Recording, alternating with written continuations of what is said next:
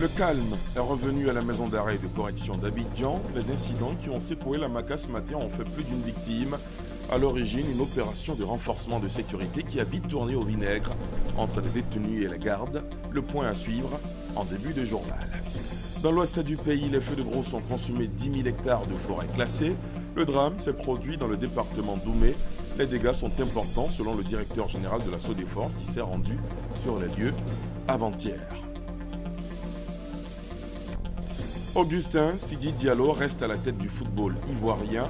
Le président sortant de la Fédération ivoirienne de football a été réélu ce samedi pour un second mandat à la tête de l'instance fédérale à l'issue d'une assemblée générale ordinaire élective organisée à Yamoussoukro. Et puis, à l'étranger, la Centrafrique, l'autorité nationale électorale déclare Faustin Archange Touadéra élu provisoirement président du pays. Le dernier Premier ministre de François Bozizé a recueilli 62,71% des suffrages. Ces résultats doivent être validés par la Cour constitutionnelle de transition. Voilà pour les titres. Bonsoir à tous. Bienvenue dans la grande édition. Au sommaire également ce soir, de la littérature dans la page culture. Un livre sera au cœur de la lucarne. Le pouvoir de l'autodiscipline, une œuvre de Serge Taïba.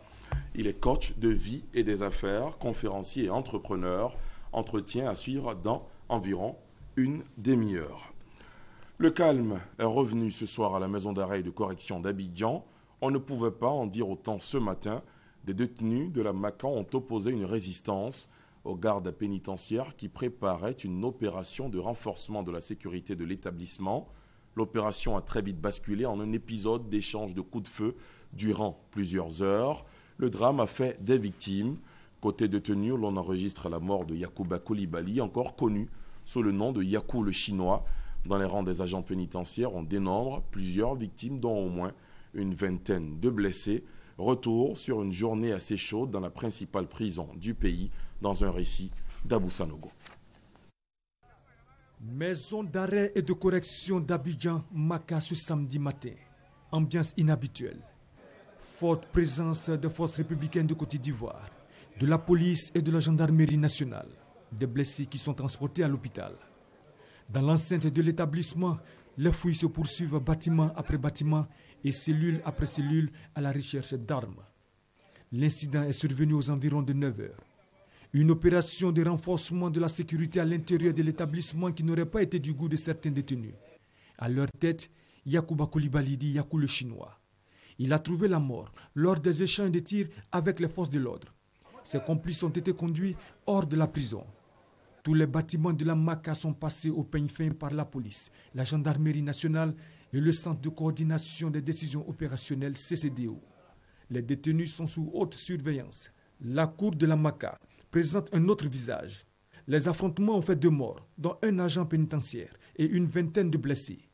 Après les heures chaudes de la matinée, le calme est revenu à la maison d'arrêt et de correction d'Abidjan. D'autres précisions sur cette affaire avec le directeur des affaires pénitentiaires. Je vous propose de l'écouter. Ce samedi 20 février 2016, aux environs de 9 h, un incident grave est survenu à la maison d'arrêt et de correction d'Abidjan, Maka. En effet, à la suite d'une opération de renforcement de la sécurité à l'intérieur de l'établissement, certains détenus menés par Coulibaly Yacouba alias Yakou le Chinois ont opposé une farouche résistance et ce pendant plusieurs heures. Ceci a occasionné des heurts au cours desquels 10 agents pénitentiaires ont été blessés, dont malheureusement un a succombé à ses blessures. Du côté des détenus, l'on déplore la mort de Coulibaly Yacouba alias Yakou le Chinois. Tous les blessés ont été évacués au CHU de Yopougon où ils reçoivent des soins appropriés. Le gouvernement présente ses condoléances les plus attristées aux familles endeuillées et ses vœux de prompt rétablissement aux blessés. Grâce à la prompte intervention des forces de l'ordre que nous tenons ici à féliciter et à remercier, la situation est désormais sous contrôle. Le calme est donc revenu à la Maka. Voilà ce qu'on pouvait dire ce soir sur les incidents survenus ce samedi à la maison d'arrêt et de correction d'Abidjan. Yamoussoukro, la capitale politique, va abriter début 2017 un colloque panafricain sur la culture et l'éducation à la paix. À un an de l'événement, les préparatifs sont en marche. Le Vatican a délégué un groupe d'évêques en Côte d'Ivoire pour s'enquérir de l'évolution de l'organisation. La délégation a été reçue par le Premier ministre Daniel Kablan-Duncan. Le point avec Hamza Diaby. Bientôt se tiendra en Côte d'Ivoire un colloque panafricain sur la culture et l'éducation à la paix. Une grande conférence dont le thème sera culture et éducation à la paix de l'Africain nouveau. Le projet est apprécié du Saint-Siège au Vatican, d'où la présence ce jeudi d'une délégation d'évêques du Conseil pontifical dans les bureaux du Premier ministre Daniel Kablan-Duncan. Nous saluons avec beaucoup de reconnaissance que l'État ivoirien ait pris ensemble avec la conférence épiscopale catholique de Côte d'Ivoire, cette initiative et que le Saint-Siège écoute et observe et attache beaucoup d'intérêt à cela. Pour qu'il se dégage de ce colloque le visage d'un Africain nouveau qui est enraciné dans sa culture, enraciné dans sa foi et qui contribue à l'avènement d'un monde de paix et surtout particulièrement une Afrique où la paix aide à un développement durable, intégral. La paix et le développement, des mots chers au chef de l'État. Le président de la République est très intéressé par cette grande conférence pour que nous puissions, comme le Premier ministre a dit tout à l'heure à Monseigneur, rendre hommage au président Houphouët-Boigny, mais aussi installer solidement les fondements de la paix sur la terre bénie de Yamoussoukro, notamment l'hôpital Moscati, en plus de la basilique, mais également l'école de la paix, de l'éducation à la paix, qui sera une école internationale africaine qui sera bâtie à Yamoussoukro, et bien d'autres projets qui contribuent à la paix entre les hommes et dans le monde. À la suite des évêques, le chef du gouvernement a reçu les responsables du groupe Unilever Côte d'Ivoire qui souhaitent réinvestir dans le pays, que ce soit financièrement ou au travers de création d'emplois. Ils ont notamment évoqué leur objectif d'avoir un partenariat avec le gouvernement sur un projet de développement durable pour relancer la filière de production de soja. Un nouvel établissement financier s'installe en Côte d'Ivoire. Il s'agit de British Arab Commercial Bank qui aura un siège dans le pays. Perspective qui a conduit hier son représentant pour l'Afrique francophone chez le Premier ministre Daniel Kablan-Duncan. La banque est majoritairement détenue par le groupe bancaire britannique HSBC, la Libyan Foreign Bank. Active dans le commerce, elle offre déjà des services de trésorerie et de financement à des entreprises en Côte d'Ivoire, principalement dans le domaine de l'exportation du cacao.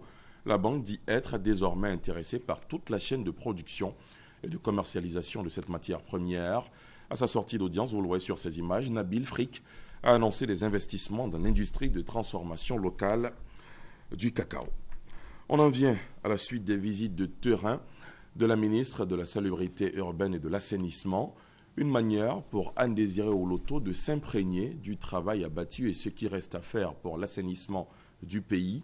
La ministre s'est rendue jeudi sur le site du bassin du Gourou. Témoin, Alexis Ouedraogo. Un large tour pour constater l'exécution des travaux autour du bassin du Gourou. Première escale au carrefour de l'Indénié, bien connu pour ses inondations en période de pluie. Ici, les travaux sont achevés, mais souffrent de l'arrivée importante de déchets solides. Pour comprendre cette situation, il faut remonter plus loin, au niveau de la casse d'Abobo Adjamé. Autour du caniveau, des maisons sont sorties de terre et l'ouvrage converti en poubelle géante. Tout ce que vous voyez va se retrouver finalement dans ce canal. Et de ce canal, nous les retrouvons au carrefour de l'Indénié. Donc il faut absolument déguerpir tout ce qui est autour de ce canal. Autre raison de ces caniveaux qui se retrouvent bouchés, ces camions de sable non couverts qui salissent les rues. Ils ont été, il y a quelques jours, interpellés par la ministre. Regardez, tout le sable qu'il a là, c'est eux. Hein. Tout ça, c'est eux. Et après, il faut venir ramasser, payer des gens pour ramasser. Et ça a coûté des milliards à l'État. Le gouvernement fait pourtant d'importants investissements, notamment sur les barrages écriteurs. À ce jour, la ville d'Abidjan en compte 7 qui devraient efficacement drainer les eaux. Celui de Paillé-Ouest permet de réguler les eaux en saison pluvieuse. Avant, quand il pleut, l'eau qui coule d'ici, on ne peut pas traverser. C'est comme une rivière. Mais grâce au barrage aujourd'hui, l'eau ne vient plus. Mais l'incivisme des populations est souvent sans limite. Sur le barrage du Zoo, le propriétaire d'un immeuble a tout simplement cassé la clôture du barrage pour agrandir l'espace de sa construction. Ce n'est pas possible. Je pense qu'on va faire de ce monsieur un Ivoirien nouveau. Des instructions sont données pour qu'au plus vite cette situation soit corrigée.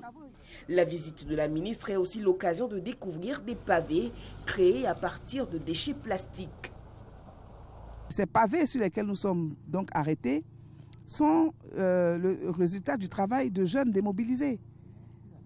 Et ces sachets peuvent donc servir de matière première à ces jeunes gens qui ont créé leur petite entreprise et qui vivent du fruit de leur travail. Je pense qu'il faut, revoir nos comportements et faire en sorte que nous permettions à l'État d'aller jusqu'au bout de sa logique.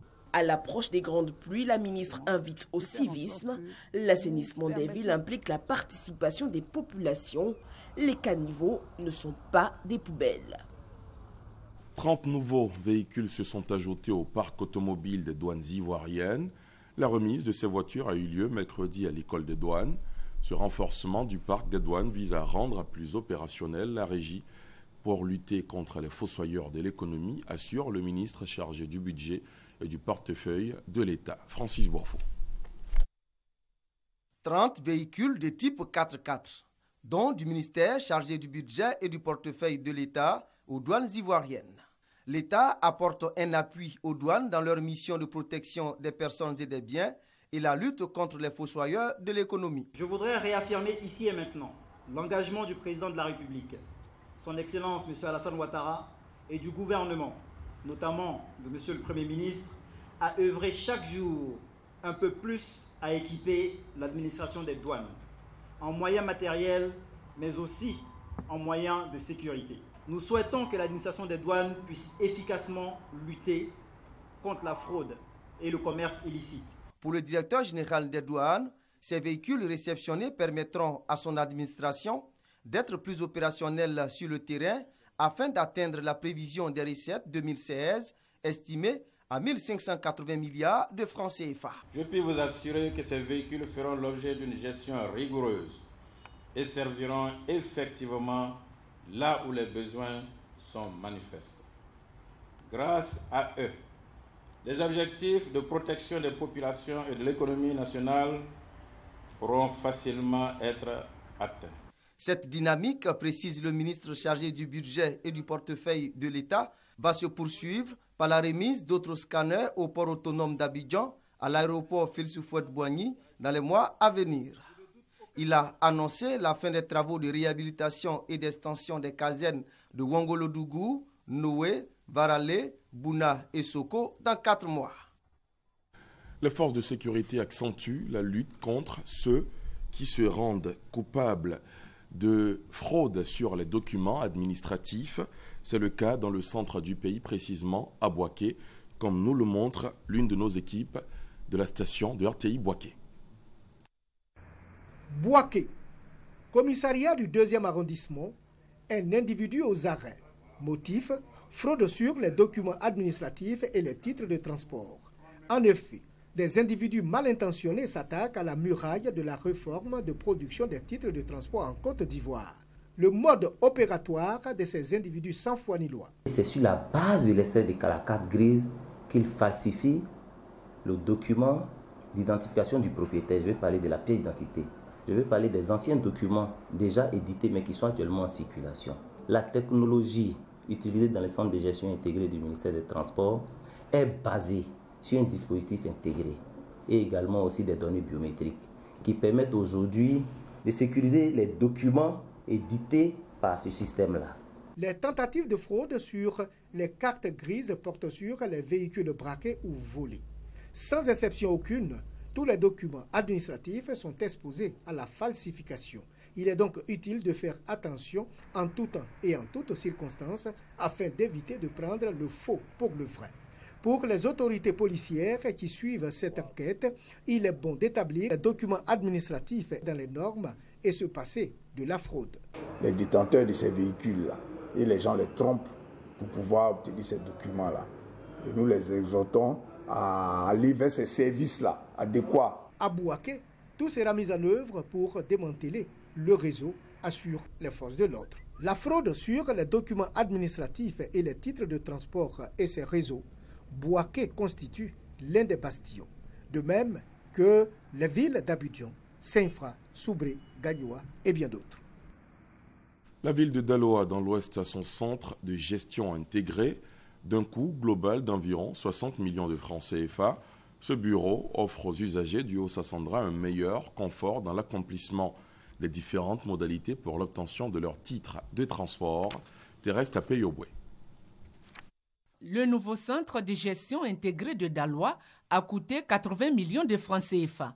Il va permettre d'améliorer la qualité des services du transport routier, notamment le permis de conduire, d'optimiser les procédures de traitement et demande, de garantir la rapidité et la transparence dans le service. Nous avons la responsabilité de la mise en place de la base de données, mais nous avons également la responsabilité de la mise en place d'une plateforme technologique qui permet une gestion en temps réel sur l'ensemble du territoire national. L'ouverture de ce centre est une aubaine pour les usagers qui ne feront plus de longues distances pour l'établissement des documents de transport. La cérémonie d'inauguration du centre de gestion intégré de Daloa a été présidée par le préfet de la région du Haut-Sassandra. Le centre a été doté d'un véhicule de type 4x4 pour son bon fonctionnement. On en vient à ce face-à-face entre le ministre du Commerce et les commerçants.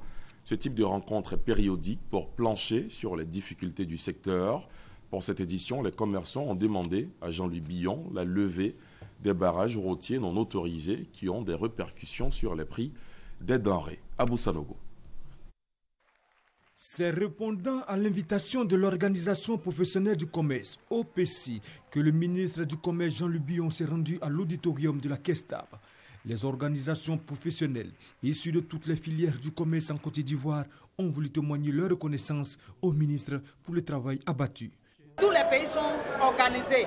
Il faut que la Côte d'Ivoire, cette organisation au niveau du commerce, soit faite pour que même le secteur vivrier, nous avons lancé pour faire le pesage du produit vivrier, bon champ et sur le marché. Et les femmes, à travers cela, les femmes vont gagner. Les commerçants ont salué la création du tribunal du commerce, le recensement des commerçants, la réactivation de la commission de la concurrence et les projets de la carte professionnelle du commerçant ainsi que la mutuelle. L'occasion a été mise à profit pour demander au ministre de trouver des solutions urgentes au problème du retour des barrages routiers illégaux et des déguerpissements de plusieurs sites. Dans les semaines qui viennent, nous allons programmer des ateliers d'échange dans lesquels nous allons avoir des échanges francs et constructifs. Il faut que tout soit su dans les différentes filières. Quelles sont les entraves que vous connaissez dans vos filières? Quelles sont les décisions et les aménagements que nous devons prendre au niveau du gouvernement pour que vos filières marchent mieux? Jean-Louis Billon n'a pas occulté l'intérêt des consommateurs sur la question de la lutte contre la vie chère, qui reste un objectif de son département ministériel. En image, les travaux de réhabilitation des locaux devant abriter le guichet unique du permis de construire avancent bien. Le ministre de la Construction et de l'Urbanisme, Mamadou Sanogo, accompagné du secrétaire général adjoint de la présidence de la République, Thierry Tano, ont pu faire le constat. Ils avaient à leur côté les directeurs généraux du CPC, du BNET, du SNDI et le prestataire en charge des travaux. Désormais, c'est dans ce local situé aux 2 plateaux sur le boulevard Latry que seront traitées les formalités d'octroi du permis de construire. La création de ces structures, selon le ministre Mamadou Sanogo, vise à réduire considérablement le délai de délivrance du permis de construire et à mettre de l'ordre dans le secteur afin de soulager les usagers. Désormais, seul le ministère de la Construction et de l'Urbanisme est habilité à délivrer le permis de construire. Dans 3 mois, Abidjan va accueillir un forum international sur le logement social, économique et de standing. Il se tiendra du 5 au 7 mai prochain autour du thème « Quel financement de qualité pour tous pour une Côte d'Ivoire émergente en 2020 ?» Annonce faite avant-hier par le président du comité d'organisation, Siriki Sangaré, au cours d'une conférence de presse. Abiba Bamba, Herman Niamia. L'habitat en Afrique subit un déséquilibre depuis maintenant 15 à 20 ans. En Côte d'Ivoire, le déficit de logement est estimé à 400 000 avec un besoin en augmentation de 50 000 logements chaque année. Ce manque de logements favorise les coûts exorbitants des loyers et des cautions. Malgré les efforts consentis ces dernières années par l'État et le privé en matière de production de logements, d'énormes insuffisances sont constatées. C'est donc pour apporter des réponses concrètes à la problématique du logement en Côte d'Ivoire que va se tenir le Forum international du logement social, économique et standing les 5, 6 et 7 mai prochains à Abidjan. La problématique du logement se situe autour de la loi des 3 F. Il y a le financement, il y a le foncier et puis la fiscalité. Nous faisons ce forum autour de ces 3 thèmes-là pour que, le gouvernement puisse, au niveau de la fiscalité, venir expliquer à nos promoteurs comment avoir des exonérations, comment pouvoir réaliser les logements avec des coûts réduits, et comment le gouvernement compte accompagner fiscalement la promotion. Quel financement de qualité pour tous pour une Côte d'Ivoire émergente en 2020 ? C'est le thème du forum qui va réunir pendant 3 jours les opérateurs et acteurs du domaine de l'habitat en Côte d'Ivoire. On fera venir des banquiers, on fera venir des financiers institutionnels tels que la Banque mondiale, tels que le FMI, tels que le PNUD, pour expliquer un peu comment accompagner le programme. Parce qu'au-delà des financements des crédits promoteurs, il y a le financement des crédits acquéreurs. 8 000 logements ont été construits entre 2012 et 2015 dans le cadre de la promotion des logements sociaux et économiques initiée par l'État. Ce forum sera aussi l'occasion pour les autorités d'inciter encore les populations à y adhérer. La Chambre de commerce et d'industrie de la Côte d'Ivoire fait la promotion de l'entrepreneuriat. La Chambre entend apporter son expertise pour gérer les établissements techniques, les précisions de Patricia Oumouitia. Pas de répit pour le ministre de l'Enseignement technique et de la formation professionnelle. La série de rencontres initiée par son département pour échanger avec les structures et institutions partenaires est en marche. La rencontre de ce jour s'inscrit dans la volonté de la Chambre de commerce et d'industrie de Côte d'Ivoire de présenter les actions qu'elle déploie au profit de la formation professionnelle. À la pratique, la Chambre est habilitée à fonder ou acquérir des établissements d'enseignement professionnel. Une vision commune pour mettre en œuvre des solutions idoines de formation. L'État est avec ces 62 établissements et structures ne peut pas couvrir l'ensemble des besoins. Donc l'appui clair et net de la Chambre, c'est qu'elle est en train de construire, de bâtir, d'ouvrir des centres qui demain vont accueillir des jeunes, des enfants. Et nous, ça nous satisfait parce que notre souhait, c'est que le maximum d'enfants aillent dans l'enseignement technique et la formation professionnelle. Le président de la Chambre assure de sa disponibilité tout entière à accompagner Paul Kofi Kofi dans sa nouvelle mission. Il faut arriver à former nos enfants à des métiers qui sont des véritables métiers spécifiques.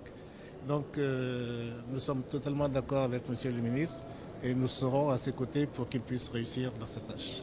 La Chambre de commerce et d'industrie de Côte d'Ivoire a été créée en 1908 et est présidée par Djibo Nicolas. Je vous le disais en titre, dans l'ouest du pays, les feux de brousse ont consumé 10 000 hectares de forêts classées. Le drame s'est produit dans les forêts classées de Sangwe et de Téné. C'est dans le département d'Oumé. Les dégâts sont importants selon le directeur général de la SODEFOR qui s'est rendu sur les lieux avant-hier. Connaît par Gassoron. Le directeur général de la SODEFOR, Société de gestion des forêts, en visite dans les forêts classées de Sangwe et de la Téné situées dans le département d'Oumé. Mamadou Sangaré est allé apporter tout le soutien et la compassion de la direction générale de la SODEFOR et du ministère des Eaux et Forêts aux agents de la SODEFOR sur le terrain et constater les dégâts causés par les récents feux de brousse dans la localité.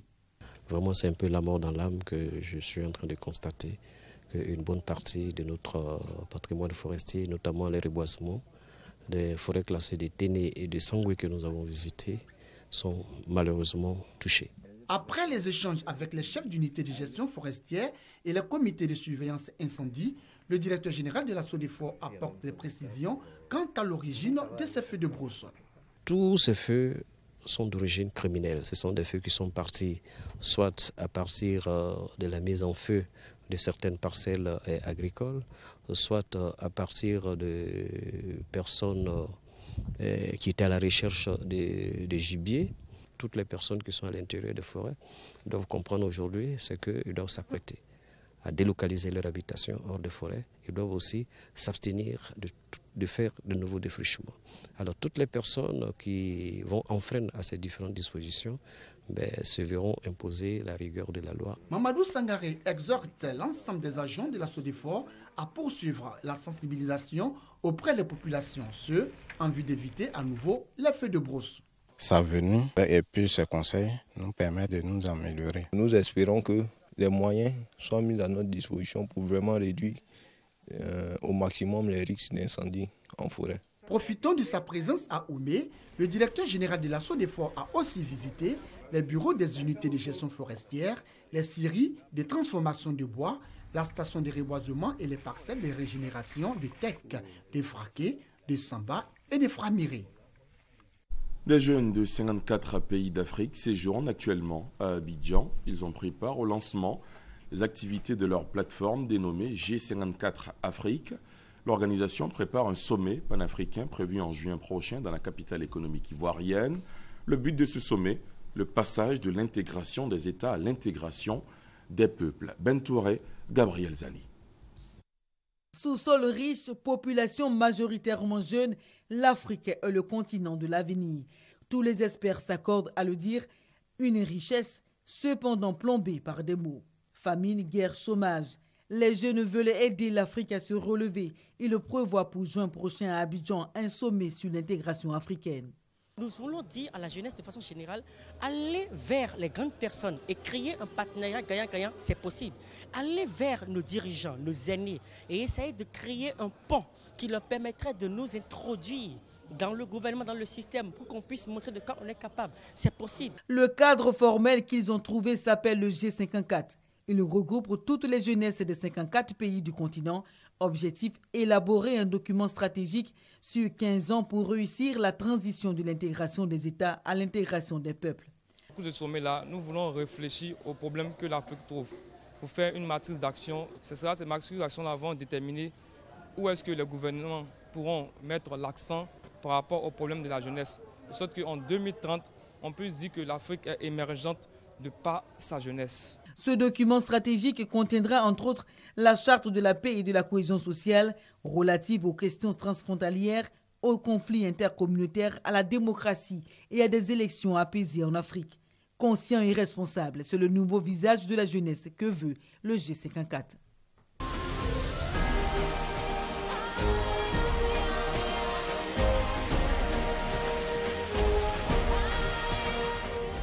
Bienvenue dans la page culture qui s'ouvre ce soir avec cette œuvre théâtrale écrite par le ministre de la Culture et de la Francophonie. Son titre, La Reine et la Montagne. La pièce a été produite à l'occasion de la rentrée culturelle du ministère, comme nous le montre notre reporter Serge Coléa. La reine voulait déplacer une montagne, un vrai sommet déterré et planté à sa fenêtre. Regarde là-bas, cette montagne de pierre qui s'élance à côté de lui. Oui, cette montagne, je la veux. Par amour, le roi lui en fait la promesse. Il engage tout le royaume dans ce projet utopique. Je convoquerai un conseil de ministres auquel seront associés tous les experts en travaux publics de ce royaume. Je les sommerai de me déterrer cette montagne dans les 24 heures après le conseil. Un projet qui déclenche une guerre fratricide. Le roi est tué par son frère qui s'installe dans le trône. Et pourtant, ce qui apparaît comme un caprice de souveraine cache un trésor. Sous cette montagne que le peuple s'emploie à creuser se trouvent des richesses inestimables. Rattrapé par son crime, le roi putschiste, chassé par les siens, ne pourra en profiter. Ainsi, pourrait-on résumer la pièce de théâtre La Reine et la Montagne, écrite par le ministre de la Culture et de la Francophonie, qui entend ainsi poursuivre ces efforts de relance des planches ivoiriennes. Nous avons coopté 10 pièces de théâtre qui sont déjà créées, que nous allons soutenir aussi bien à Abidjan qu'à l'intérieur du pays. Donc les Ivoiriens auront à suivre au moins 500 spectacles de théâtre. Ceci pour relancer le théâtre, ceci pour amener les Ivoiriens au théâtre. Mise en scène par Vagba Obou, La Reine et la Montagne est jouée par des comédiens chevronnés, enseignant pour la plupart à l'INSAC, l'Institut national supérieur des arts et de l'action culturelle. La Reine et la Montagne est une tragédie, bien rythmée par des chants et un lyrisme poétique qui réconcilie le public avec l'art dramatique. Également au cœur de la page culture, un livre, Le pouvoir de l'autodiscipline, une œuvre de Serge Taïgba. Il est coach de vie et des affaires, conférencier, entrepreneur. Serge Taïgba, bonsoir. Bonsoir, Lydia Souba. Avant notre entretien, bien sûr, nous allons suivre ensemble la présentation de votre œuvre dans ce récit de Sita Soro. Ce que vous êtes détermine ce que vous faites détermine ce que vous obtenez de la vie, et ce que vous obtenez détermine votre niveau d'épanouissement ici-bas. Cette réflexion n'est d'autre qu'un leitmotiv extrait du livre intitulé « Le pouvoir de l'autodiscipline » de Serge Taïgba, coach de vie et des affaires. Œuvre de développement personnel, le pouvoir de l'autodiscipline incite à un dépassement de soi au plan personnel, professionnel et social, de nouvelles habitudes de pensée, de parler, d'action en vue d'atteindre des objectifs. Selon l'auteur, cette pratique peut se manifester sous forme de self-control, de détermination, d'organisation personnelle, de focalisation ou même de rigueur. Mais reste cette qualité qui explique les succès des grands leaders de ce monde. Pour y arriver, il suffit de vouloir, de se donner les connaissances dans ce sens et de travailler pour acquérir la chose voulue. Cependant, certains facteurs peuvent être une entrave à cette quête de bons résultats. Ce sont entre autres la perte de contrôle émotionnel, la mauvaise gestion du temps et une définition floue des objectifs qu'on se fixe. Le pouvoir de l'autodiscipline, ce sont 198 pages divisées en 19 chapitres qui s'adressent à toutes les sphères de la vie, du contremaître au PDG en passant par l'ouvrier, le planteur, l'étudiant et le guide spirituel. Serge Taïgba, bonsoir. Bonsoir. Tout d'abord, ce qui a attiré notre attention, c'est le pouvoir dans le titre de votre œuvre. Oui. Pouvoir, pour beaucoup, ça représente quelque chose de métaphysique, au-delà de réel. Est-ce que le pouvoir auquel vous faites allusion, justement, est surnaturel? Non, pas vraiment. Pas vraiment, parce qu'effectivement, c'est une question qui revient assez souvent. Mais moi, je définis le pouvoir simplement comme une influence, comme un impact que voilà, cette qualité-là peut avoir sur un individu. Voilà, donc le pouvoir, c'est l'effet ou l'impact, voilà, ou l'influence. La particularité dans cet ouvrage, c'est que vous marquez une différence drastique entre les principes du succès et les habitudes du succès. Oui, tout à fait, parce que... c'est quoi la nuance? La nuance, c'est que les principes du succès, c'est ce que tout le monde connaît aujourd'hui, ce qu'il faut faire pour réussir, vous voyez. Mais dans la réalité, les résultats ne viennent pas tout de suite. Donc, si vous voulez produire des résultats, il vous faut passer au niveau des habitudes. Donc, pouvoir amener vos principes, ce que vous connaissez comme principes, en des habitudes.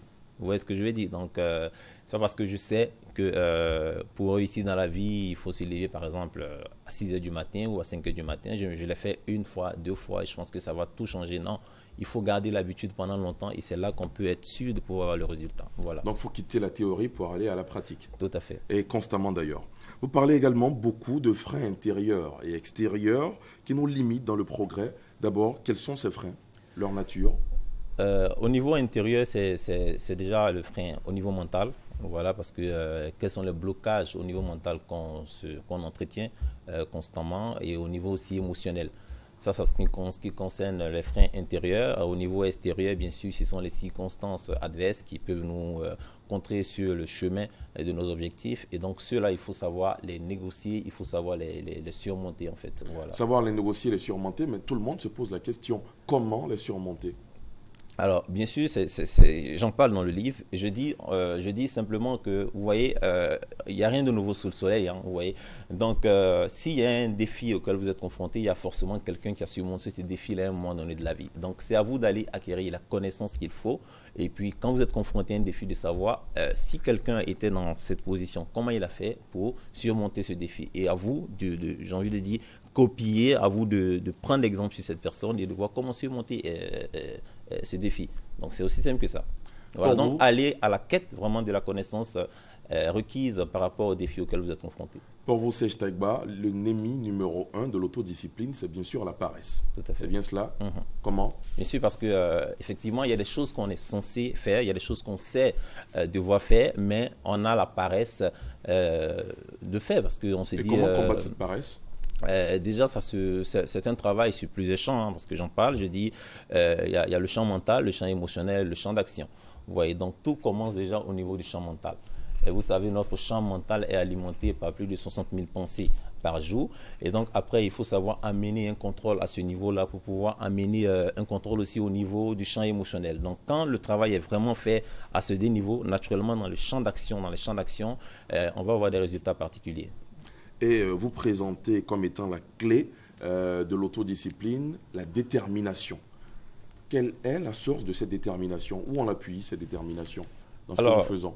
Je disais comme ça à quelqu'un il y a quelques jours que l'un des plus grands, j'ai envie de dire mal, ou l'un des plus grands mal qu'un homme peut se faire, c'est de ne pas savoir que la seule chose qui l'a nourri, c'est son corps. Vous voyez, donc l'homme a plusieurs compartiments, il n'a pas que le corps. On mange de la nourriture tous les jours, les matins, les midis, les soirs, mais combien sont ces personnes-là qui sont conscientes qu'il faut nourrir son esprit, il faut nourrir, j'ai envie de dire, ces compartiments qui ne sont pas simplement le physique, qui font partie du compartiment supérieur en fait, du physique de l'homme. Donc il faut pouvoir nourrir ces compartiments-là. Et donc la détermination dont je parle ici va venir de ça, de votre capacité à pouvoir nourrir votre esprit, votre capacité à pouvoir nourrir même vos émotions. Nourrir de quoi? Nourrir avec ce qu'il faut. Ce qu'il faut, ce n'est pas de la nourriture. Donc, si vous mangez et tous les matins, vous prenez le petit déjeuner, le déjeuner, ça ne va pas nourrir votre esprit. Et vous parlez beaucoup, vous-même vous êtes inspiré de l'histoire de beaucoup de grands hommes dans ce monde. Grand leader, tout à fait. Voilà. Donc, il faut lire en fait. Ça commence par là. Il faut lire, nourrir son esprit avec des histoires. Parce que ce que vous croyez dans votre vie vient déjà de ce que vous avez vécu comme expérience. Serge Taïgba, dernière question. Le pouvoir de l'autodiscipline, est-ce le résultat de votre propre recherche, de votre propre expérience? Oui, en grande partie. En grande partie parce que moi j'ai eu une histoire quand même assez atypique et personnellement je sais d'où je viens et lorsque j'ai compris que effectivement le succès ne faisait point exception de personne, je me suis dit non, là il faut s'y mettre et donc j'ai payé un certain prix. J'ai utilisé cette qualité-là. Aujourd'hui, jusqu'à présent, je l'utilise. Et malgré le fait que vous soyez d'un milieu défavorisé, tout à fait, ça ne m'a pas empêché de pouvoir vraiment faire des progrès, de pouvoir être là où je suis. C'est vrai que j'ai encore du chemin à faire, mais je crois que cette qualité-là m'a vraiment permis de faire beaucoup de progrès. Voilà. Merci à vous, Serge Taïgba, d'avoir répondu à nos questions. Je rappelle que vous êtes coach de vie et des affaires, conférencier, auteur et entrepreneur. Merci d'avoir accepté notre invitation. Merci à vous. Dans l'actualité à l'étranger, la Centrafrique, où l'autorité nationale électorale déclare Faustin Archange Touadéra élu provisoirement président du pays. Selon les résultats du second tour de la présidentielle, Faustin Archange Touadéra, dernier Premier ministre de François Bozizé, a recueilli 62,71% des suffrages contre 37,29% pour son rival Anissé Georges Dolokele. Ces résultats doivent être validés par la Cour constitutionnelle de transition. Les Nigérians se rendent aux urnes demain pour élire leur président après une campagne marquée par de vives tensions entre rivaux politiques dans un pays miné par la pauvreté et la crainte d'attaques terroristes. On termine en sport football avec Augustin Sidi Diallo qui reste à la tête du football ivoirien. Le président sortant de la FIFA a été réélu ce samedi pour un second mandat à la tête de l'instance fédérale à l'issue d'une assemblée générale ordinaire élective organisée à Yamoussoukro. Voilà, c'est le point final de ce journal. Merci de l'avoir suivi. Excellente soirée sur RTI 1.